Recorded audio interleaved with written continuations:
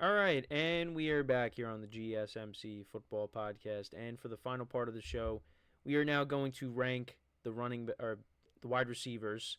I think I did this yesterday too. We're going to rank the wide receivers in the NFC South, the wide receiver groups. So let's get into that, and that will conclude the show for today. And like I said, I also want to get into some of the comments that were made on some of our videos from yesterday.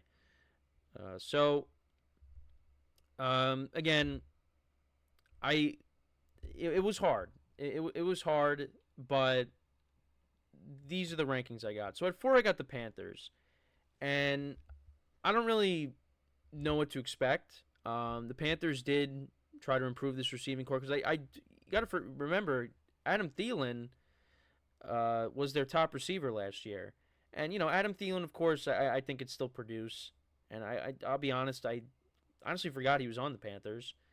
But last year, 103 receptions, 1,014 receiving yards, and 4 touchdowns. So yeah, I mean, he had a good season, and it was his first 1,000-yard season since 2018 when he had that big year with the Vikings. Also in 2020, he had 14 receiving touchdowns. But yeah, he was their leading receiver. So now you bring in Deontay Johnson. You also bring in Xavier Legette. So that combined with the offensive line, you would expect that Bryce Young's going to be a little bit better. But yeah, with the receivers, yeah, I don't really know what to expect. Thielen, of course, is getting older. Xavier Legette is a rookie. Hopefully, he's the number one guy. And then you got Deontay Johnson, who's, a decent receiver, but does have a drop problem. So, we'll see. I mean, last night didn't really do the Panthers any favors because their offense only put up 3 points. But, that's the starters weren't playing. So I want to see, how it all goes when Bryce Young is playing, with his new pass catchers and, of course, Adam Thielen in the fold as well. But I think that combined with just I like the other situations better. I would put the Panthers right now at 4, although they did improve the receiving core. And then at 3, I do have the Falcons. Now, they did suffer a blow to their receiving core because Rondale Moore got carted off the field. And they brought him in with the Desmond Ridder trade. He was going to be another receiver for Kirk Cousins. So now he unfortunately is probably done for the year with his injury. And then they also did bring in Darnell Mooney to be the number 2 guy. And you got Drake London, who last year had over 900 yards. Had 905 yards receiving, 2 touchdowns. And the previous season, his rookie year, he had 866 yards and 4 touchdowns. I think with Kirk Cousins, he's going to have his best year. If Kirk Cousins is, the Kirk Cousins that we're accustomed to seeing, he's going to have his best season. And, I think Mooney as a number 2 could be okay. I think the Bears, I think we were expecting more out of Mooney when he first broke onto the scene. But he's kind of been a disappointment. The Bears, look at their receiving core now. And Mooney last year, had 414 receiving yards and a touchdown. And then the year before that had 493 and 2 touchdowns. In 2021, he had over 1,000 yards.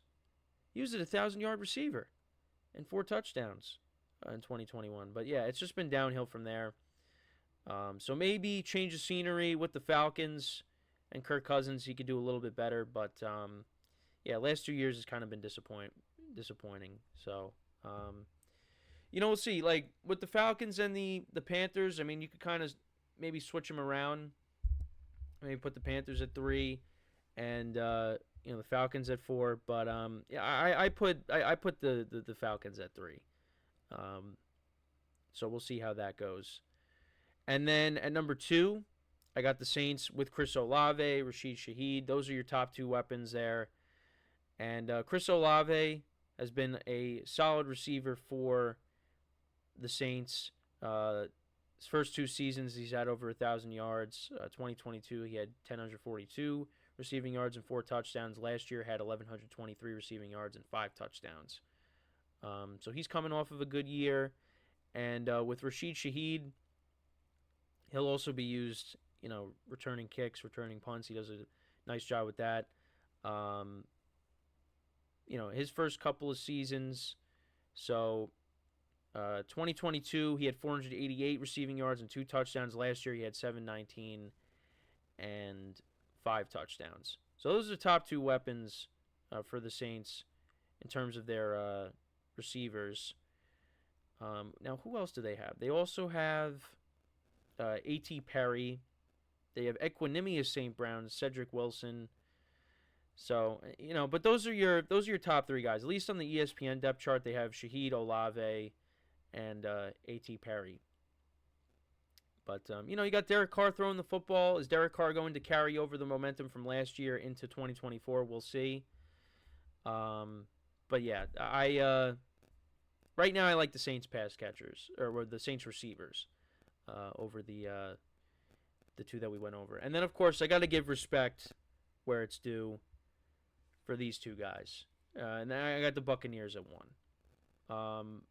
Mike Evans and Chris Godwin, mainly because of that. Now, they also did draft Jalen McMillan out of Washington. But it's mainly because of these two guys, Mike Evans and Chris Godwin. Mike Evans, another 1,000-yard season, 1,255 receiving yards, 13 touchdowns, and one in the postseason as well. Has had 1,000 yards in every season that he's been in the NFL, and we hope that continues. And Chris Godwin also had 1,000 yards as well last year, and 2 touchdowns. These guys are still producing, and like I said, they drafted Jalen McMillan out of Washington. So last year, for him with Washington, he was a 1,000-yard receiver in 2022. He had 9 touchdowns. Last year he had 559 and 5 touchdowns. And he's actually, I think he's turning heads in camp with the Bucs. So he could be that number 3 receiver. They also have some other young guys as well on the team. But it is, like I said, it's mainly because of these two guys why I would put the Buccaneers receiving core at 1. Because, they also got Trey Palmer. They did bring in Sterling Shepard, which I don't really expect him to make a huge impact on the team because he's dealt with a lot of injuries over the course of his career. But I do like the Bucs receiving core the best out of the teams in this division. So to kind of just go through it once again, so I got the Panthers at 4, Falcons at 3, Saints at 2, and then the Buccaneers at 1. So let me know what you guys think about those rankings. How would you rank the receiving cores within the NFC South? So on Monday, we will cover the NFC West, which is going to be tough because, that division is loaded with receivers from top to bottom. So we will get into that on Monday. But while we still got some time left, I know the show's we ran a little late. The show's actually pretty long. This could be like one of the longest shows that I've had. I did want to go through some comments that were made on some of the segments from yesterday. So one of them was on the Josh Allen and Stephon Diggs stuff, and because I brought up talking about the interview that Josh Allen had with the media on if he missed Stephon Diggs. Now, Dorothy Hunter 4656 said, "You do realize that's a chopped up interview. They asked Josh, does he miss him in camp? Camp is in caps. Clearly he focused on helping to develop chemistry with the new receivers, and he said, we are thirsty for drama." Now, I wouldn't say I think that's strong. I don't think I'm, craving for drama. But I understand from that perspective because, then you're thinking, well, he's not going to say that he misses Stephon Diggs. He's going to, take a different route. And, there are things that he said that he misses about Diggs, but, he's not going to say, oh, yeah, of course I miss Stephon Diggs. We need him. But, yeah, you want to put faith in the guys that you already have. And, I've said all along that I think Josh Allen's going to have a good year. Yeah, the receiving core, you might look at some of the guys that they brought in. You're like, I don't know if they're really going to make an impact. But I think the Bills are going to figure it out. But I do understand because, look, I don't want to be one of those people, those individuals that, just takes part of what someone says and just says, oh, that's what they really mean. You got to get the full story. So if it came off as that way, then, that wasn't really my intention. But I was also just talking about, like I brought it back to, what I believe in. That's, I think that there's a part of Josh Allen that didn't want to see Stephon Diggs go and still be a part of this thing. But, at the same time, it's like, what, we've got to go in a different direction. We now brought in all these guys that he wants to, work with, and, that's what he's going to do. And like I said, I think the Bills, are still going to be a competitive team, but we'll see how it goes now with Diggs not being there. And then the other comment was on my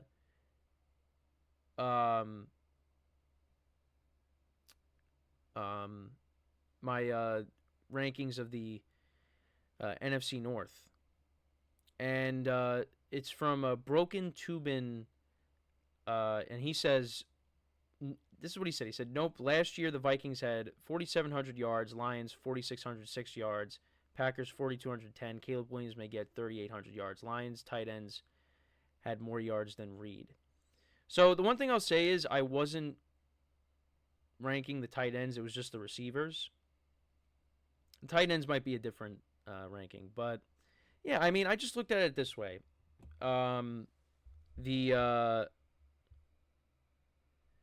I had the Lions ranked last just because of the depth behind Amon-Ra St. Brown. Because Amon-Ra St. Brown, like I said in the video yesterday,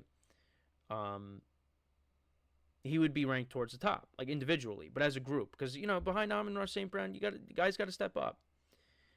For the Bears, those three receivers, that could be a great trio. DJ Moore and Keenan Allen were coming off of great years. Rome Odunze was a good college player. And then, of course, you got the Packers who, they don't have that alpha receiver, but I do think collectively, they are a better receiving core as a whole than as opposed to the Lions. And then for the Vikings, of course, you got Justin Jefferson, who's the best receiver in the NFL, and Jordan Addison, who had a lot of receiving touchdowns last year. So, I don't like doing rankings lists, but that's just how I, rank them. So, but also, I did have someone an hour ago, Robert A. Wilson, commented on the Josh Allen, Stephon Diggs segment, and Robert A. Wilson commented another clickbait fraudcaster. So that's nice. That's nice. That is, but that's pretty much it for the show for today. Hope you guys enjoyed it. We'll be back again on Monday. And, so with that, I'm Kenneth Gruenfelder signing off from the GSMC Football Podcast brought to you by the GSMC Sports Network. Have a good day. Have a good weekend. And I will talk to you guys on Monday. Take care.